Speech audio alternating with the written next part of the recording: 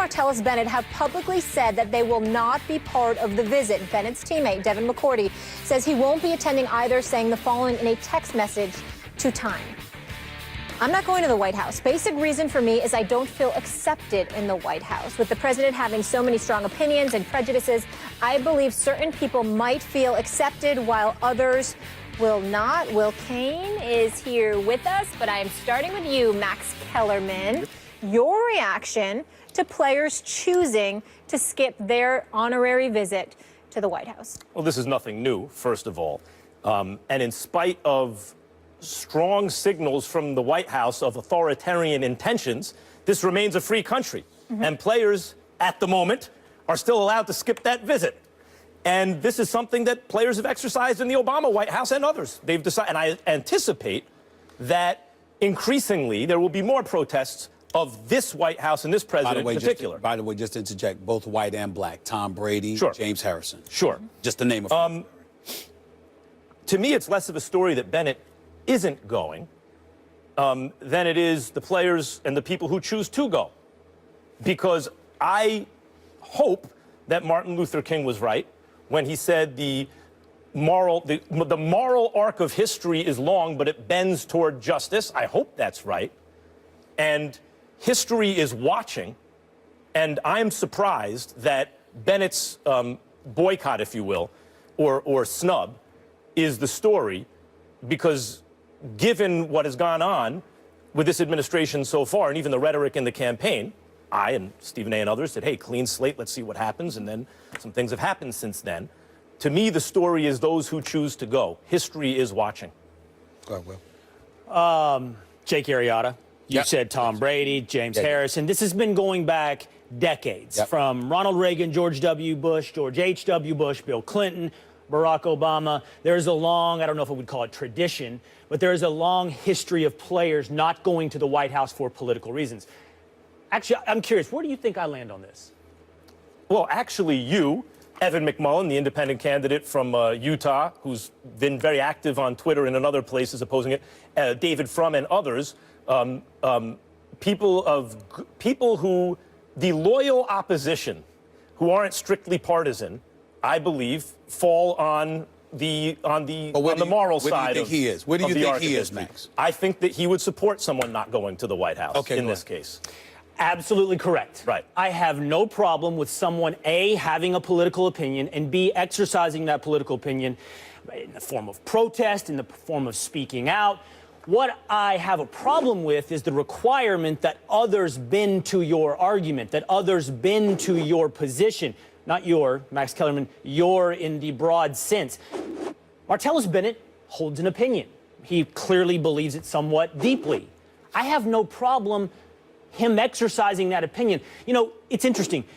At the beginning of this football season, we had this same debate when it came to Colin Kaepernick and his decision to kneel during the national anthem. And I quite vocally on this show and others said I had a problem with that. But let me tell you the difference here and why I had a problem in one situation and not in the other. It's about the method, not the message. Set aside Colin Kaepernick's message, which is worthy of its own debate, but just simply the method. When Colin Kaepernick spoke, for me, what he indicted was something broad and deep. The idea of America, the flag, the national anthem, the deep-held moral ideas that are the underpinning of this country. That method that he chose to protest, I felt, was too broad of an indictment. It said too many things about too broad of a question, about too important of a concept when it comes to America.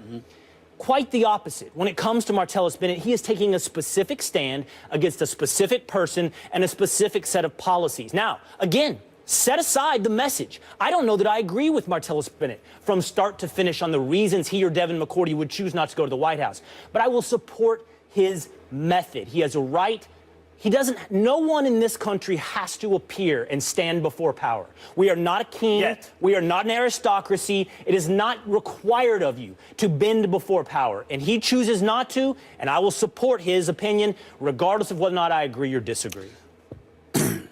Hopefully you two will enjoy this moment that I'm about to give to both of you, because I think it's very, very important to say. I agree with a lot of what you say, just not as passionate as you get about it because you assume everybody is as knowledgeable as you on certain subjects. That's all. But I applaud your soul and your conscience. Same being said for you, even though our politics are obviously different. I feel the same way about you. When I heard about Martellus Bennett, I had a different take. Of course, it's his right not to go, and nobody's disputing that and what have you. But what I appreciated about him is that he was clear and specific as to why that was. And one of the things, and I lean back on my man Joe Madison, who hosts his show on the Urban View channel on Sirius XM, channel 126, every weekday morning from 6 a.m. to 10 a.m.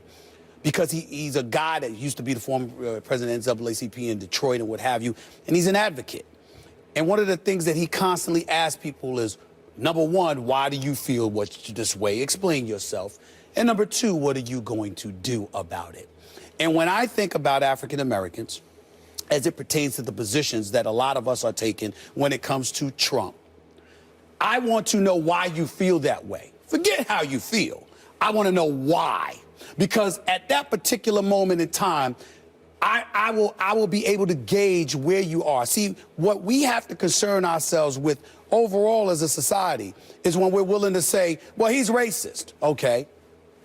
Why? What exactly is it that he said that you have a problem with? Because if I ask you that question, if I ask you that question, I know you have an answer. You see where I'm going? Yeah. I don't. No. What I'm saying to you, I know you have an answer. Right. But do you feel? By the way, I don't believe that Trump is racist. Exactly. But I'm curious. No, I don't do you either. feel like No. That's not what I'm asking you. Do you feel like Devin Mccourty or Martellus Bennett have not given you the why? I feel that they made an attempt to, which I'm cool with, because I don't know how much they were probed. I don't know how extensive their answer was. It's just a quote. So I understand that they may have given that answer, but we just may not have known it. What I'm saying is it's incredibly important that when we take public stances, too many people take public stances and they don't back it up. And I think it's easy to attach an ism to an abundance of people without being required to explain why you feel that way. So to me, you guys just saying they have a right not to go or whatever the case may be. I want to respond specifically to something, but I still want to know why specifically, not from them. But that's where I'm going. It's not about partisan politics, by the way. It's about right and wrong. So, for example, when Colin Kaepernick, you brought it up earlier, had his protest, I supported even his method and a lot of what he was protesting. And yet when he had the Castro shirt on, who's all the way to the left, incidentally, right? Time out. That was stupid, right? And people, and I heard about that. Well, you can, no. It's not about politics. Why people like you didn't support Trump, even though the politics, the policy that you may get out of it, you may like. But it's about decency and, in fact, ethical behavior and morality. It's about something larger than politics. It's about right and wrong. And that goes for if it's on the left or the right. It has nothing to do, in fact, with policy or politics. Can I just add one thing and take right or wrong out of it? Whether you choose does have something to do with policy. Whether you choose to go to the White House or not, in my personal opinion, it's your prerogative, and this has nothing to do with where I stand politically.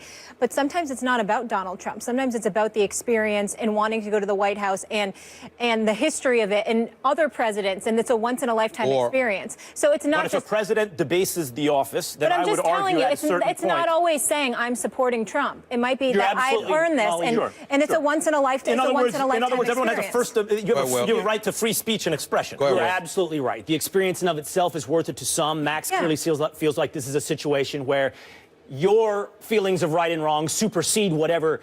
As yours do, but go ahead. Well, look, man, I'll tell you this. Right and wrong are very important concepts, but they're not beyond the concept of disagreement. They can be disagreed upon, discussed, but in this case, we happen to agree. But go ahead. I'm not here to debate politics, to be honest. I'm here to debate whether or not people can say what they want to say and when they should be asked to explain themselves. One quick point to you. I think it's an interesting question. When you should be required to explain your why. We just had this debate, did we not, when it comes to Tom Brady? Yeah. And I'm not sure I know the bright dividing line of when you've injected yourself into a political debate or when you've simply decided I'm not going to go to the White House because it doesn't mesh with my feelings. I don't think, by the way, Tom Brady needed to explain a hat or a relationship. And by the way, I also don't think that Martellus Bennett has to explain his reasoning for not going to the White House. But I will agree with you this. There is a point where you've injected yourself so much into a debate. In fact, perhaps in some situations like Kaepernick, become the leader of a debate. And at that point, you need to know your why and explain it to us. That's true. But also, if you are in the public eye and you decide to disseminate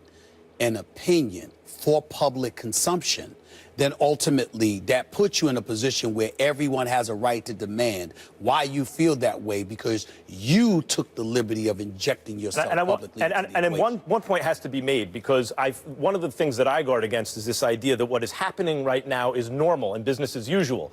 Do we agree that these are not usual times, as in not the presidency of any